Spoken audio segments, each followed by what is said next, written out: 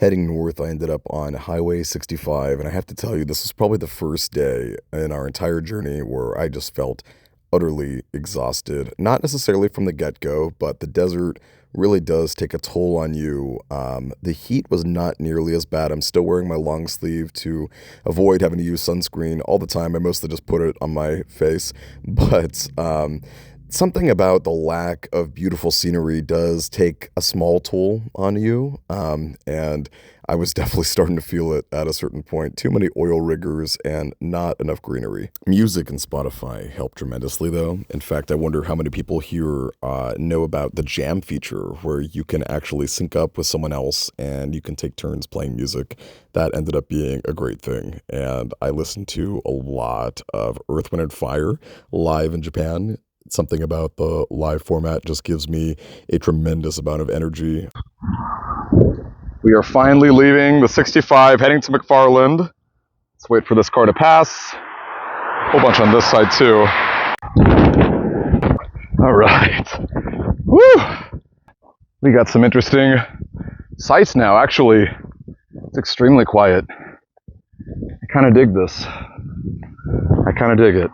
Hacienda is a pretty humble area. I'm still seeing Halloween decorations, though I have to say they are a little scarier when they're out in the desert. Plenty of vineyards, too. Thankfully, I am not someone who enjoys fruit that much, so I was able to make very ethical choices. Okay, I just got off the phone with GoFundMe itself. There was a representative named Steph who reached out because I guess there are reporters who have been trying to reach out. And I guess they posted a few public messages on the GoFundMe. I've been out all day, as you can imagine. And so they reached GoFundMe itself to get some info. So she asked if I could, if they would be allowed to share my phone number and email with reporters. I said, of course, as long as you know that they're verifiable or certified or whatever, I totally welcome it. So that's really exciting. I've still got 2 more hours. Not the most amount of water left either. Plenty of electrolytes, thankfully. But I definitely could have stocked up a bit more today, and I will be doing that soon. So that gave me a chipper boost. I'm in a very good mood, very good spirits. Awesome.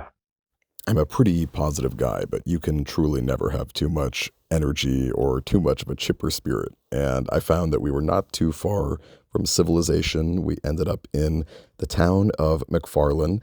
I really appreciate that this beautiful town sign is right next to a McDonald's. I entered for some free Monopoly snacks, and the city did not make it easy. It was kind of blocked off in a really funny way, but as you'll see, I did not stay for very long.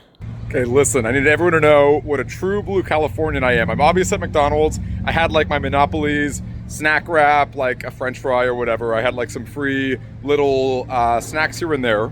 There is a hotel very close by to where I'm at. However, I looked on the map. I can push a little bit further north. It'll get me closer tomorrow to where I want to go, but more importantly, I can eat it in and out. Again, true blue Californian, despite ridiculous sunscreen all over my face. I feel a second burst of wind, and we're gonna do it, because I don't know when I'm ever gonna eat at the Delano In-N-Out ever again, right?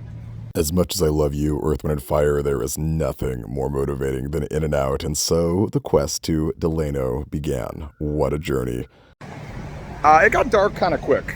I won't lie to you. It got dark quick. So, a tiny bit of regret for this. Genuinely, all of these birds in that tree are crows. They look like bugs, but they are squawking and flapping. It is so crazy. So many crows. You know, I've seen a lot of yapper dogs on our trip, but neither of these guys have collars.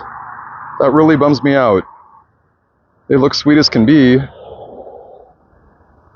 I don't know.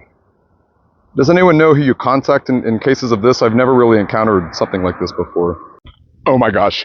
I am here at In-N-Out and someone's on a horse. This is crazy.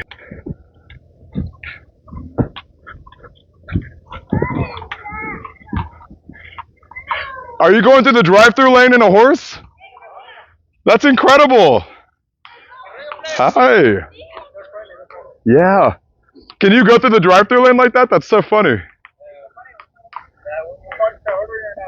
I love that. Have a good one, you guys. That's incredible. Giddy up. All right, gang, we're going to In-N-Out. If you don't live in California, you're missing out. And it is so quiet. This is the quietest I've ever seen. The quest was a massive success. Normally, I go for a double-double protein style, which has lettuce as the wrapping for the bun, but I figured for anyone who doesn't know In-N-Out, we should go for something a little more traditional. I also got well-done fries with spread. So good, but really the victory of tonight was meeting a very kind and sweet family. They had two little girls. One was in the first grade, the other was in the fifth grade, and we just really connected on a wonderful level. But without spoiling too much, my next video update takes connection with people to a whole new level, and I hope you're excited.